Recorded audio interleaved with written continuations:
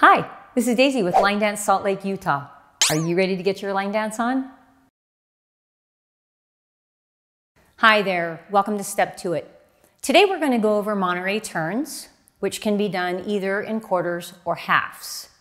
So we're going to start with doing the right Montereys. I'm going to have my weight on the left. I'm going to put my right toe out and point it to the side. That's count one. For count two, I'm going to make a quarter turn to my right and bring my right foot in and change my weight to the right side, like this. Now my left foot goes out, the toe out, and bring the step together. If I was going to do a half Monterey on the right, I would put my right toe out, I would turn halfway around for number two. This is 1, 2, 3, 4.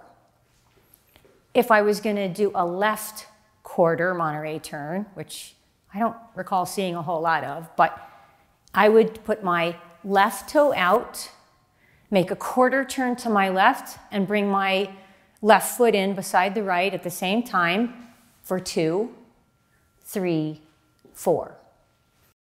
A half left Monterey would be 1, 2, 3, 4. So there you have it, quarters and halves Montereys. Have fun with it.